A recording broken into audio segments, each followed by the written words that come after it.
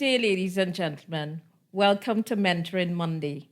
I'm Dr. Jennifer Jones Morales, and we are having yet another episode of a 12-part series on authentic leadership and mentorship. Over the last few years, I've interviewed 102 authentic leaders from the Caribbean, mainly from Trinidad and Tobago, Barbados, and Jamaica. What I've found in my research is the integral role played by mentors in the lives of these authentic leaders as they are on ascendance to authentic leadership development. What is also interesting, and I would like to showcase, is the role that these authentic leaders are now playing in impacting the lives of their mentees.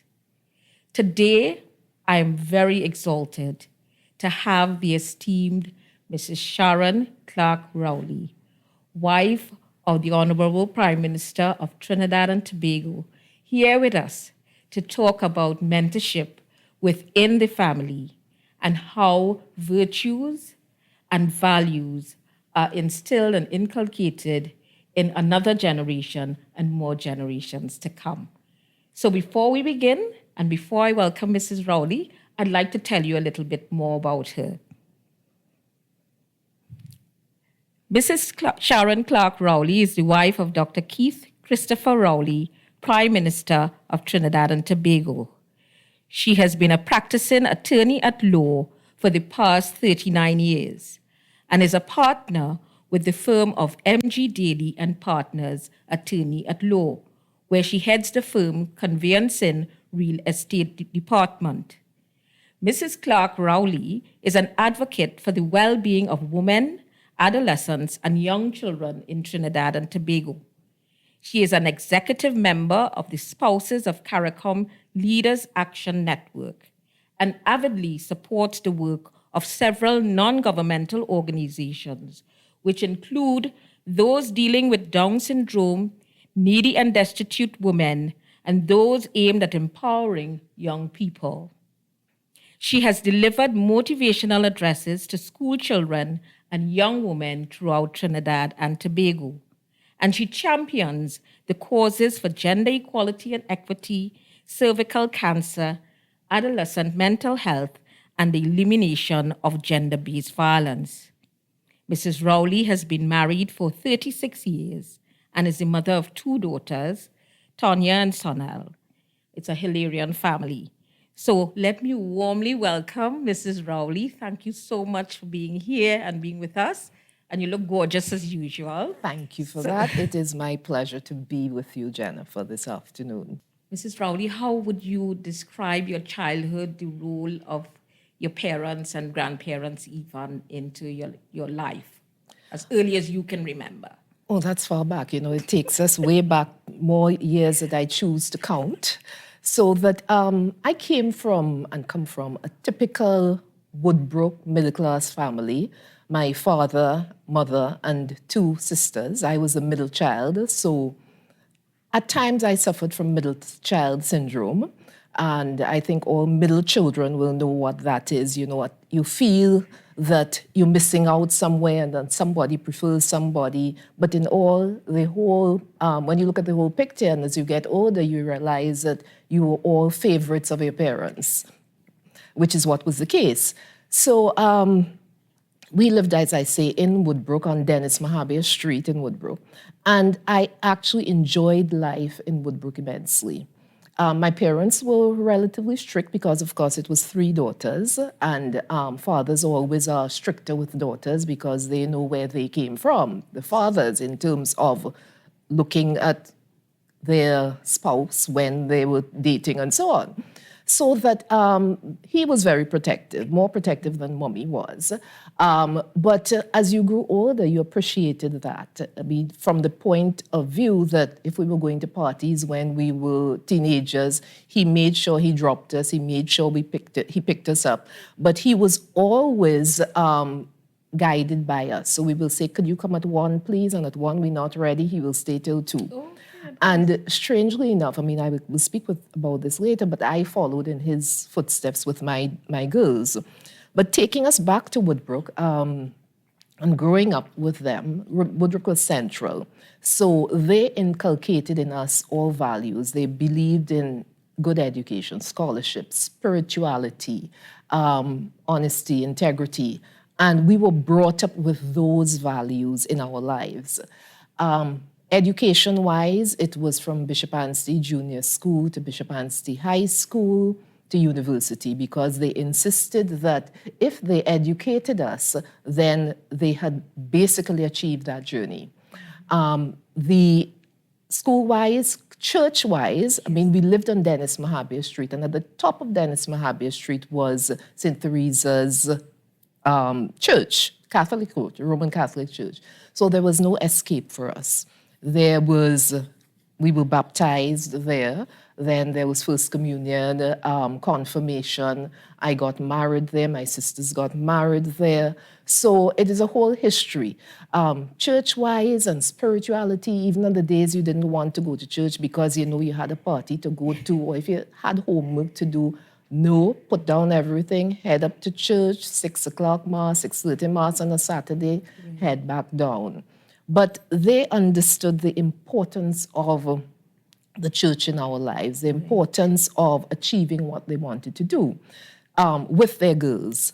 And for us, we went to a Catholic church because we were Catholics, because my mother was Catholic, my father was an Anglican, but we went to an Anglican school. So in my view, we had the best of both worlds. We didn't have the rigidity of the Catholic Church when it came to catechism and that kind of thing. You still had to do it. Right. But, you know, the Stations of the Cross and all those things, that wasn't a part of our life, really. I mean, we were aware of it, but we were not, I don't want to say subjected to it, but that was not part of our growing up as Catholics. Besides your parents, was there any other family member who had played an integral role in your lives for you and your sisters while you were growing up? If you could share some of that with us. If I have to say that, would be my paternal grandmother. We were very close to her. And she also lived in Woodbrook. She was just about 5 streets away from us. So it was almost as if she was part of our family. If we were not on Dennis Mahabir Street, we were heading to Alberta Street where she lived. And she was a gem of a woman. And I say that. Even though she's my paternal grandmother, she was very much like my mother in terms of their characters. Gentle but firm. And she, just as my parents were, they inculcated in us, they had all these moral principles: honesty, integrity, humility. What else would I say? Along those lines. So we were brought up with that in mind. You knew that's what it was about. Then church was no different, because, of course, you go into a Roman Catholic church and you go to church on a Saturday or Sunday. You had Sunday school, which was the catechism, confirmation, and all these things. So you then, the church was also part of us, and they ensured that it was part of us. This would be my grandmother, too. So that she was always there. If my parents weren't there, she was there. And as I said, we were close to her and totally missed her when she passed. Sorry to hear. Yeah. What major lesson in your mind do you think she left with you and your sisters as well? Yes, definitely. And I mean, immediately it comes to mind, honesty is the best policy. Okay. And I think every child had heard that somewhere along the line.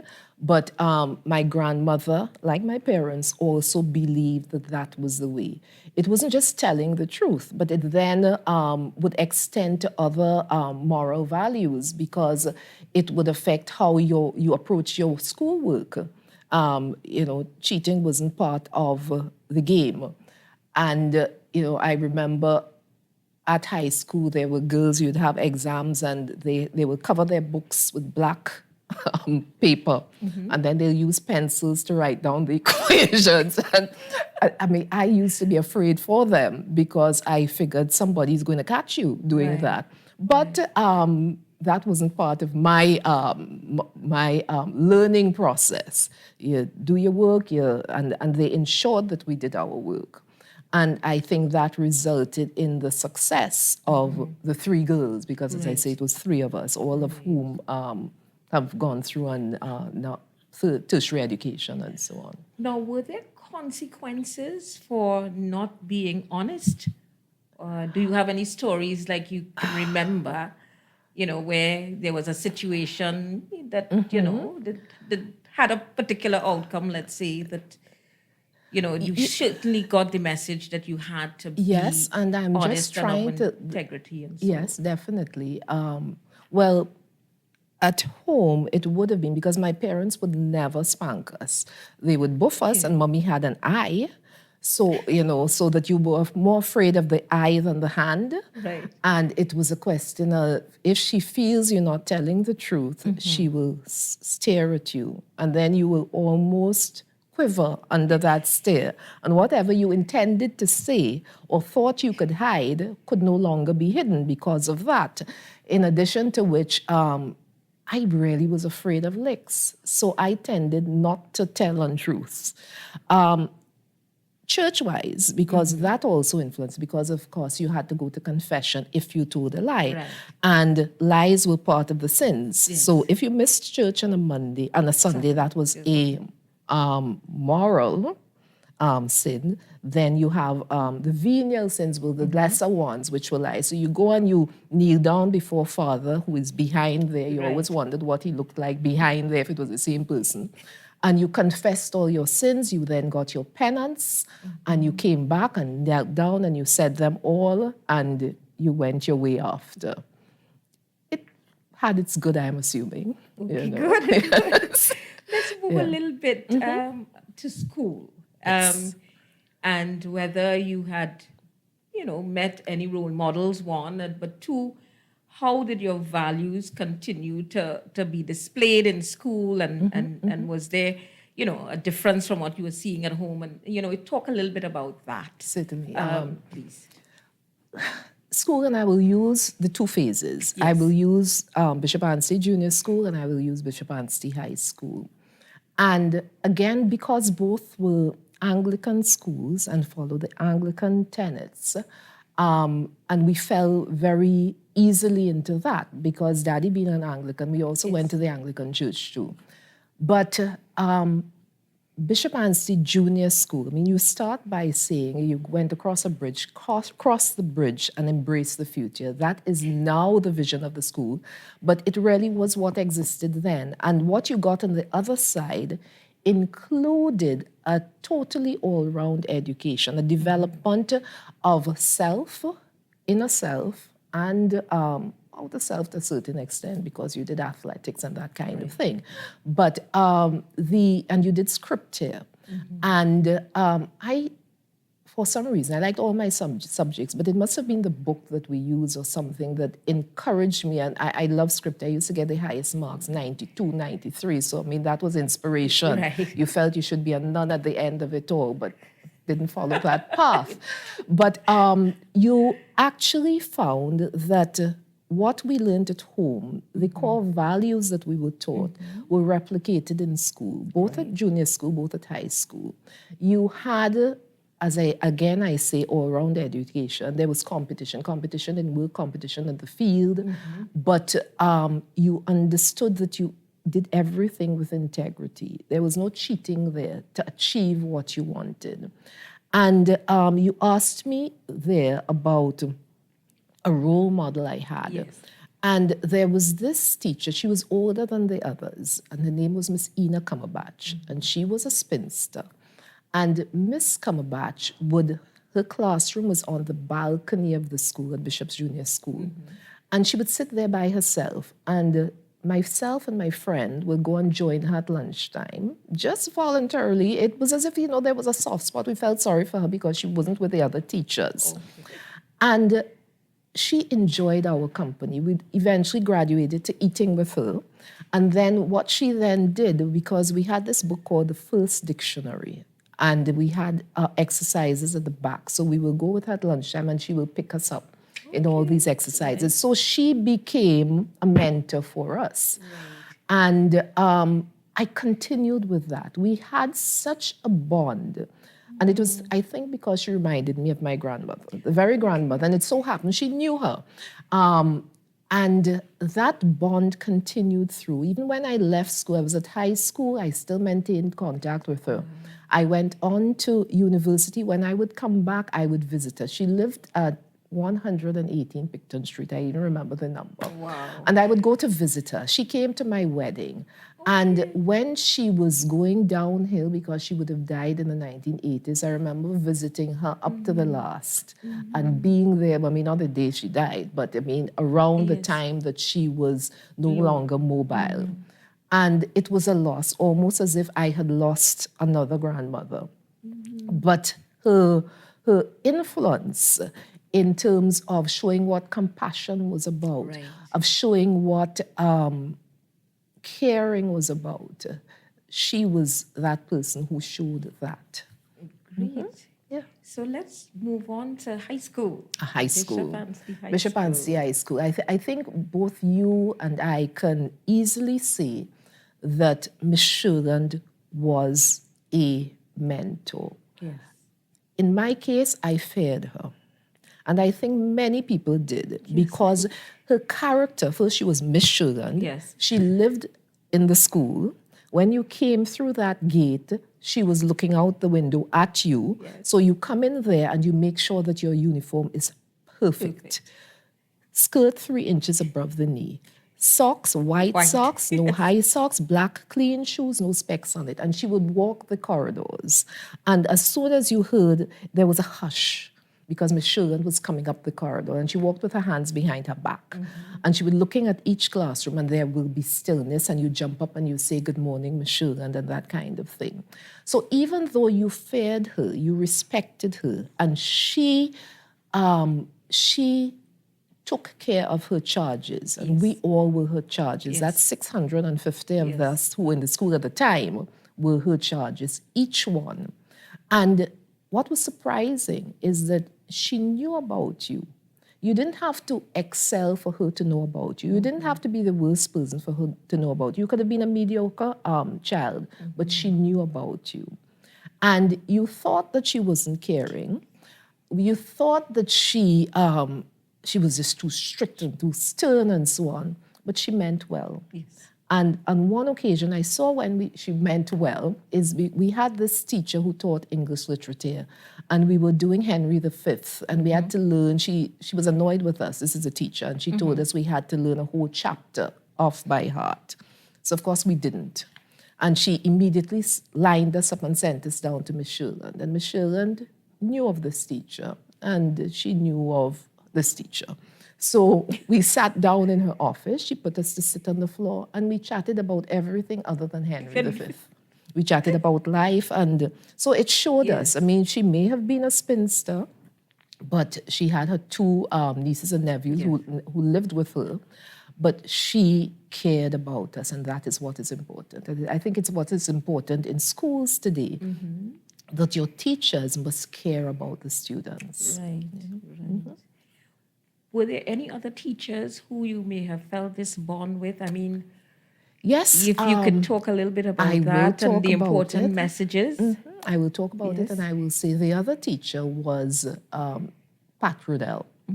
Pat Riddell was our geography teacher. Right, and she went on to be principal. That went on to be principal.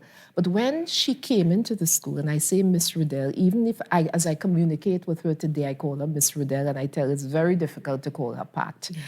And but she came into the school, as you know, Caucasian woman, our first Caucasian teacher at the time when we were in school, because we'd had principals who were Caucasian before. But Miss Riddell came in with a mini skirt, and she was teaching geography. And I liked geography, and she made me like it even more because she knew her work. She loved her children. She had the knowledge, and she imparted it to us all. And up to today, and she also incorporated drawing. So you drew the faults, you drew the mountains, and you colored them and so on. And she loved art clearly, because she would look at these things and, you get an extra mark because it was a little prettier than the others. But she again showed us, and also she was Anglican too, and with Anglican principles. So as she moved on, principal when my girls were at school, not when I was there. But I was there at the time when she was principal with my children. Right. So you had that experience of her from teacher moving to principal, Right. again caring, again believing in those core values of honesty and integrity, scholarship, because she wanted her students to do well. And we did well. And about a year or two ago, because after she retired and so, I remember one incident, even before that, she was so concerned about her students. They had left the sports field after sports day in my daughter's time and gone to Pizza Boys, some of them. She went into Pizza Boys and drove them all out. I mean, they were all totally embarrassed, but she drove them out and sent them home. I mean, that was the level of her caring about her students. And a few years ago, she wrote to me and said to me, I have one of your projects. Can I send it for you? And this was something that I did in Form 3, something on Europe. And she sent it to me. And then the last time I spoke with her was just about 2 weeks ago, when there was, when Keith was in Scotland for Copas, and she is in Scotland now. So she was talking about the 1.5 degrees below zero and that kind of thing. And she had a badge, and she sent a picture of the badge to me. So she was one of those students who appreciated her students, and we appreciated her in return. And it's for a lifelong relationship. Lifelong relationship, exactly. The importance of a mentor. That's Any it. other teachers before we go on to your university life? Other teachers. Because Bishop Anstey was a major part of your formation. It was, but you had a good grounding. I had from a good grounding. Your parents and grandmother and grandparents. Exactly, and that's right. Well. And I enjoyed school. But the teachers I could think of who come out readily, who I maintained the relationship was with Mrs. Mark. Mrs. Mark, Rhea Mark, who was one of our national tennis champions and so on. But Rhea was a games teacher, and I loved athletics. I loved games and so on. So, of course, I gravitated towards her. And for me, if I could have spent my life doing sport, I would have. So, I mean, I was a long jump champion at Bishop's, and Mrs. Mark would encourage me and so on. And again, I maintained that relationship with her till after school. Now, she actually used to be a very good fundraising teacher. So she would come to my office and, down the street from Bishop's and ensure that she got some funds for sports day and so on. But she was a gem, as I use the word frequently. And so she was one of those. I mean, I went to her funeral because, again, I stayed in contact with her. And Mrs. Eiffel, Angela Eiffel, who taught maths, again, was in contact with her and continued to be on occasions when I see her. So, I mean, I had some really good teachers, really good times at Bishop Anstey High School. What is the one thing you'd want to say about your experience to kind of culminate everything? I mean, we have a motto. And this is what I was about. Yes, and I was going to tell you, that is it. Non sine pulvere palmam, not without dust the palm. You must work hard. You must work hard to achieve anything. And throughout Bishop's, you go in there. When you learn about the school, you learn about the motto. And you never forget it. It's up there in the hall. I mean, you it's part of you. In the chapel, when you go to the chapel, because, we had our chapel and so on with the first black and so on there. But that motto, I think, is a motto which is applicable and should be applicable to every school. I know each school has his or her motto. But that one, I guess fundamentally, that forms a basis of each school's motto, because it is hard work. You must work hard if you are to achieve. And it is the type of motto that takes you beyond school. You go into your life with it. And if we link it to our discipline, tolerance, and production, it goes hand in hand with that. So for Trinidad and Tobago, it really should be something that we aspire to achieve at all times. Yes. So let's move to university life or work life, if there were mentors or role models, and then we talk a little bit about now your experience as a mother, Right. and passing on the values and Exactly. virtues. University life was, it was different. It was different because you were now, bishops sheltered you. Yes. My parents sheltered me.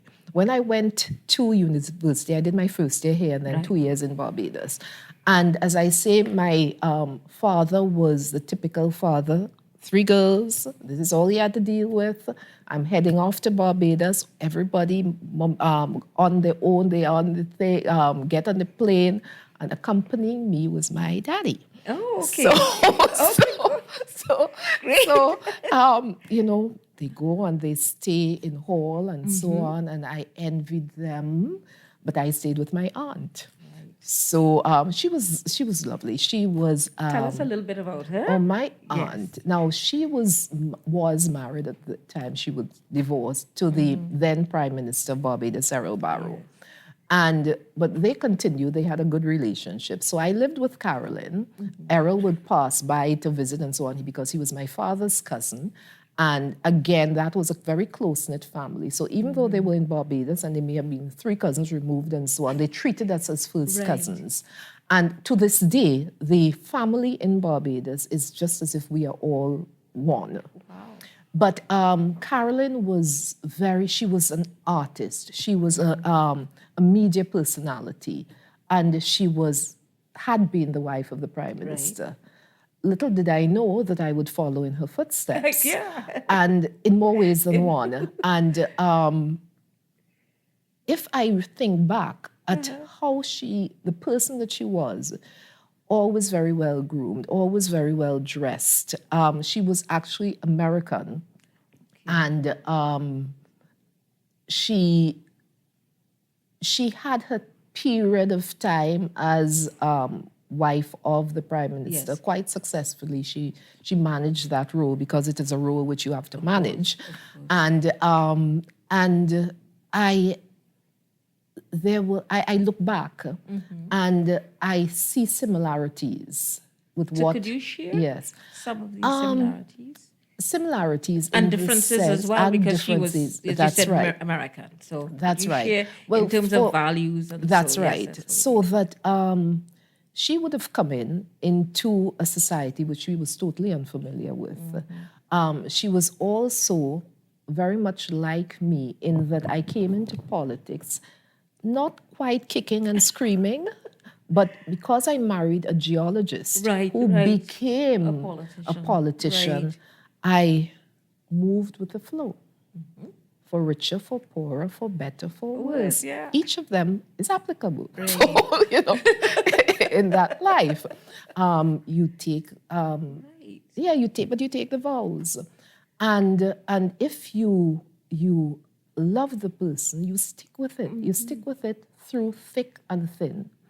And she did it until he decided to run again. And she said, I've had enough of this. And she moved one way, he stayed one way.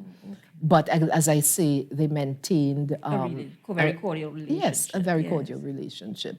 So that just dealing with politics is all the same. It toughens you. Somebody said it gives you a Teflon image. And I say image because behind the scenes, you are the human being that you are. You are the human being with all the emotions that you feel, that you wonder at times, what is this all worth it? Because there are times you say you give your whole. Right. And this is as Prime Minister. And what are you getting in return? You do the best that you can do, but you will be opposed. So you have to have a very, very, very, very, very hard back to be in that role. But as wife of the Prime Minister, I mean, I said I married for richer, for better, but I have always been an independent being. Right. And whether you're in politics or not, I am my person. And that is why I continue to work. I say to people, the day he was elected, the 7th of September, on the 8th, I was back in my office. And I have continued to be there since. I on occasion, mean, prior to COVID, you will have events and so on, and you fit them into your work life. You don't shun your work life. It is part of you. That's where you make your money. That is what makes me feel as if I am Sharon Clark-Rowley, not necessarily Keith Rowley's wife. Right. So you get that independence there. Yes. And that would have been from school too as well. And it was from school too, because I mean, you are taught to be independent. And in that way, I have done the same thing with my girls. Right. So I let's say talk a little bit about that, so let's talk a little bit about my daughters. Our daughters. Yes. My girls, if I had to come back again in another life, I will come back with those two girls. Oh, wow. Right there, one here, one there. And they have been our joy, and I say our joy because they have been a joy to both of us. And they have been what any parent would want of children. I think my mother felt the same way about me, about us. You know, I'm not being, but I think that's how we were. Because I don't want to say we were good, and they are. They have made us proud. Right, for sure. And as Tanya, my elder daughter, is an attorney, she followed in my footsteps. She went on, she did her master's and so on in corporate and commercial law. She's now a partner with J.D. Saley and Company. Sonel, my younger daughter, she did psychology, so she, like you, has a PhD in, but hers is in neuropsychology. So she is at Columbia University. She's now going on to be an assistant professor there. Wonderful. So you look back and you figure, I mean, when my parents started by saying you needed a good education, and then we followed through. So you have that thread, and you look at the end product, and you look and you say, I am satisfied. Did you do anything differently to what your parents would have done, and your grandmother or other members of family? Yes. In the rearing of the girls? They had a lot of freedom. Okay, lots more than you would have had. Lots more than we would have had. And it is because you have moved from one era into another era, an era where we are more free. Right. So that what would have applied in the 60s and 70s when we were growing up surely has changed by the time you reach the 80s. Right. And I probably, quite similarly to my mother, I was freer with my girls than Keith was. And I just give one example very quickly. I remember when they were in sixth form, my elder daughter was in sixth form, and we were looking at, she wanted to go to Nuts, the club. And I said, well, go and ask your daddy. And he said, no, definitely not. And I said, well, no, they are going on to university. They're going to be there on their own. Right. So she's going. And I, listen to him, got into my car when they were ready to go, took them up to Nuts, slept in the car park, and just as your father would have done. But I stayed. He used to go home. I stayed. I asked the security. I asked the security guard. I said, where's the best place for me to stay? And he said, right there. I stayed there. They went, they partied, they came back.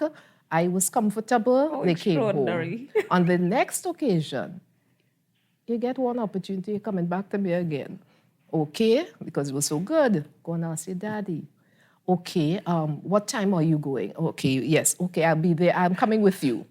End of story. Wow. When they went off to Barbados, I had absolutely no fear or concern about them being able to manage on their own. And it was a phone call away. So they would be going to parties. They were like that. Mommy, I am going across the field now. Or that kind of thing. Even when Tanya was in England, she's leaving in the night from a party. I don't know what she thought how I could do. Yes, but she still accounted. She said, Mommy, but she's walking by herself across a field, and I am talking on the phone to her. And that was the kind of relationship we have. and it now extends to the following in, I think, you lead by example, Right. which is one of the values and the points of an authentic leader. So I Yes. think I'm an authentic leader. Oh, you're the quintessential authentic leader. That's why you're here. You know, Without a doubt. so that I think with my girls, I have led by example, and they have followed in my footsteps, and I see it happening with my grandchildren, my grandsons. Right. So I Yes. want to talk a little bit about, the other generation, the Yes. alpha generation. How do you see them passing on what you have instilled in them? Are you seeing differences as you would have had a different approach? Yes. Not probably far removed from what you were accustomed to, Yes. by the way. A Right. little more flexibility, but not far removed. But how do you see them passing on those virtues and those moral values to your grandchildren? Do you get involved? Oh yes, I am. I get involved, but I don't become overbearing. I get involved where I see they need my help, but I don't intervene where I should not. But with my grandsons, because it's two boys, the elder being 6, the younger one is 1.5. So I can probably deal more with the 6-year-old. And I look at both Tanya and her husband, Kareem, raising these boys, and I feel proud.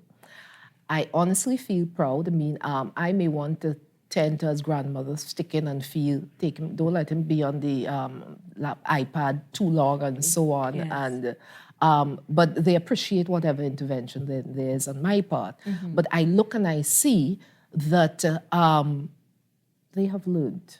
She has learned, and she has learned well.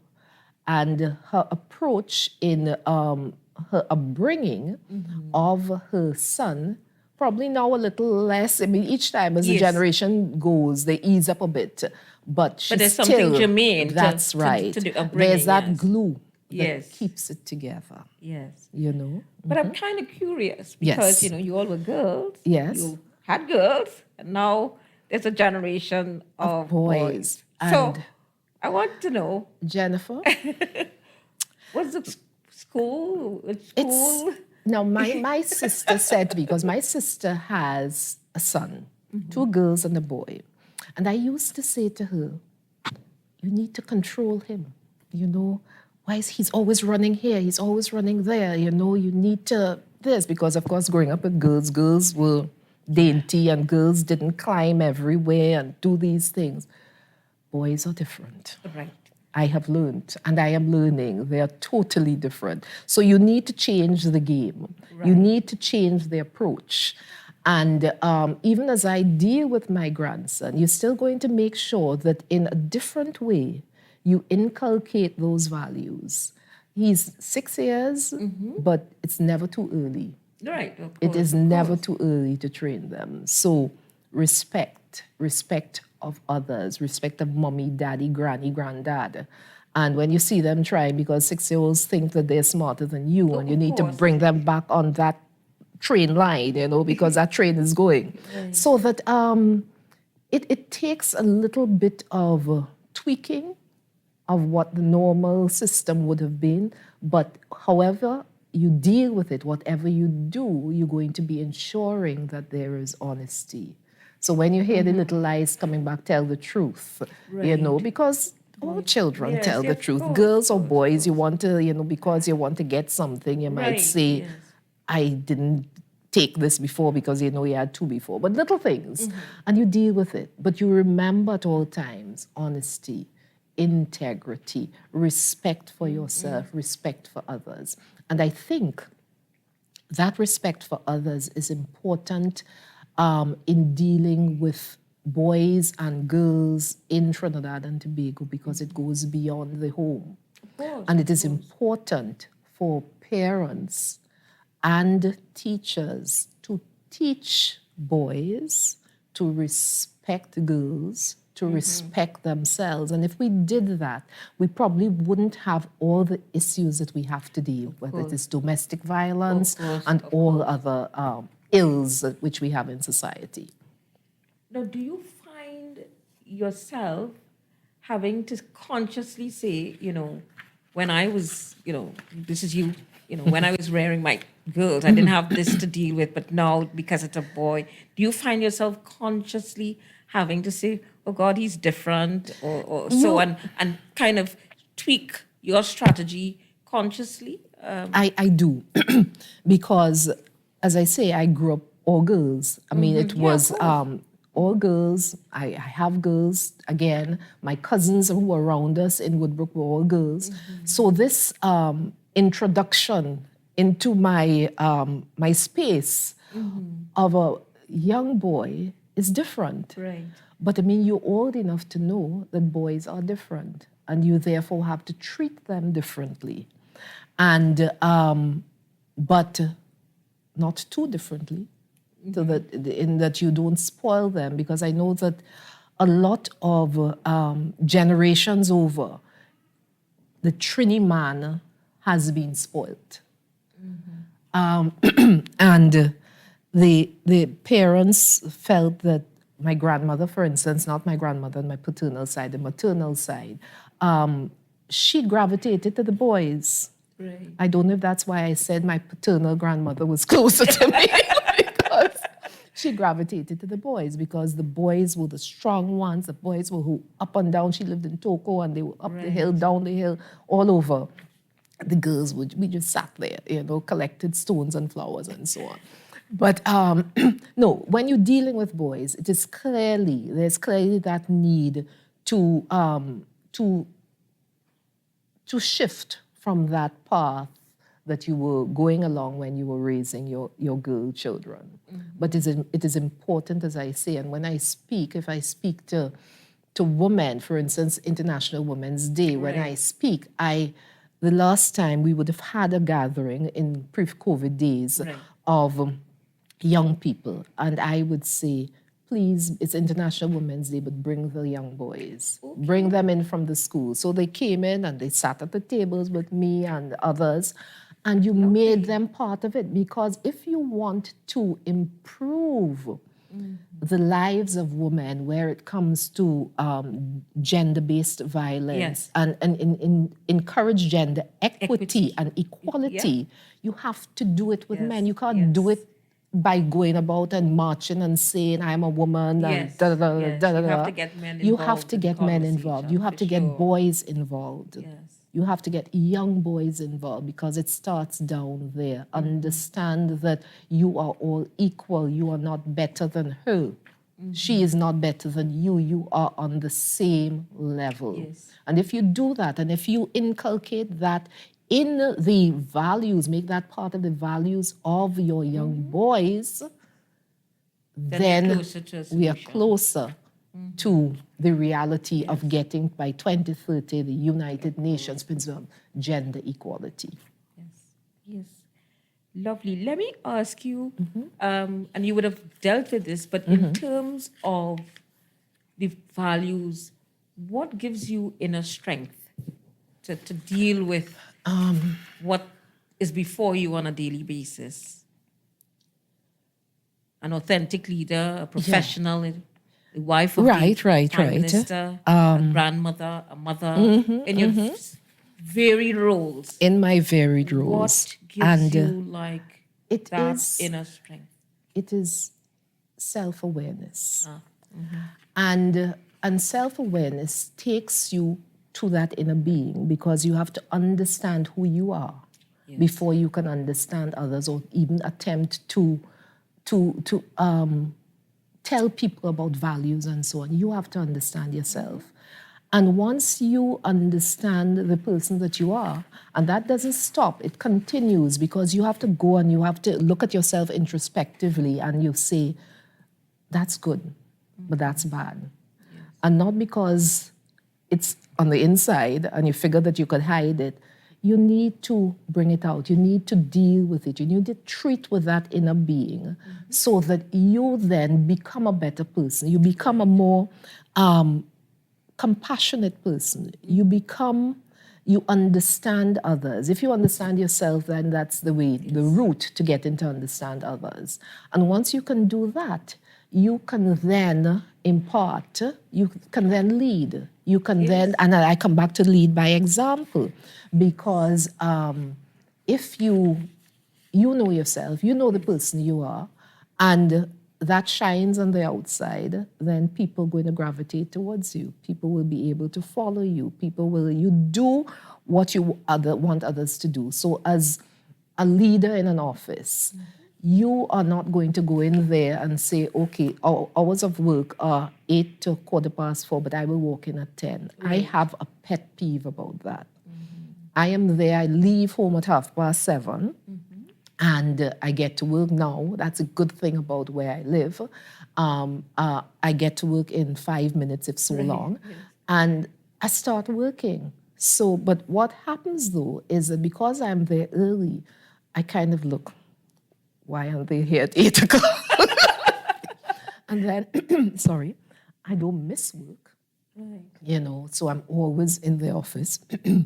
And basically, I lead by example, Well, it's good to hear you talk about self-awareness, Mrs. Rowley, because, it's the first tenet of authentic leadership.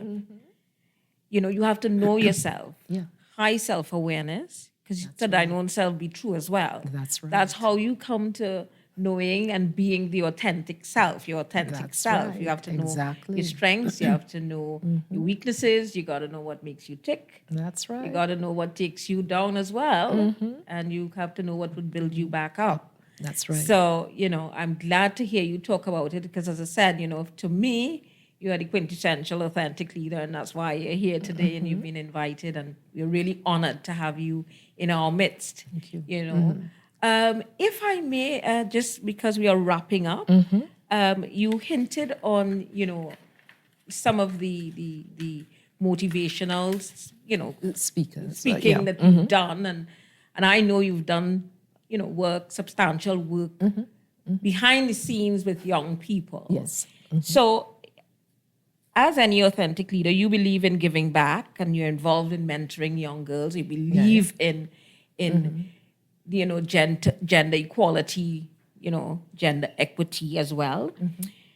And you've been involved in mentoring girls at our alma mater. That's right. in some form or fashion. That's right. What is the one major message that you would like to leave with young people today, especially in these times? In these times, I will say, and it goes for both male and females, be the best that you can be.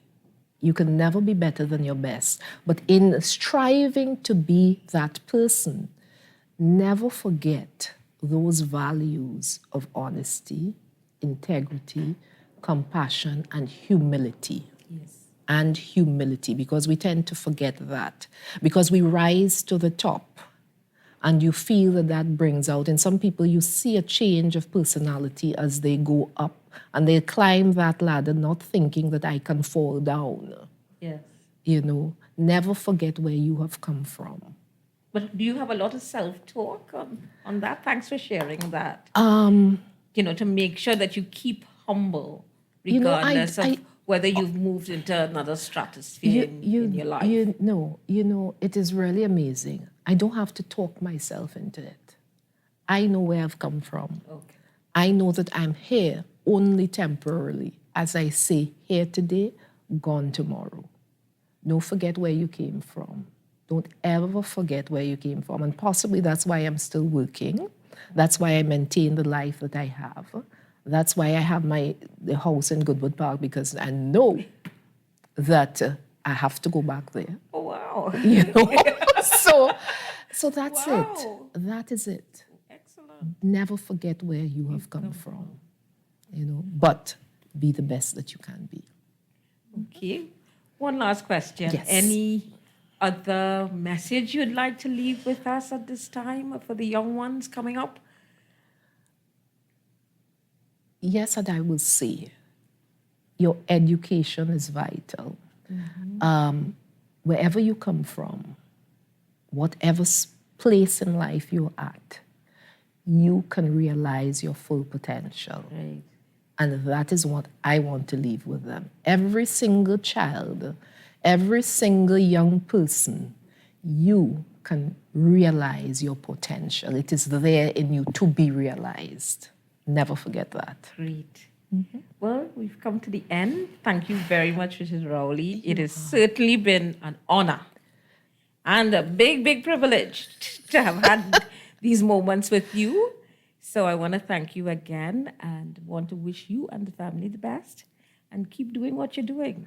You're doing it very well. It has been my pleasure to be there. Thank you for having me. You're welcome. Yes.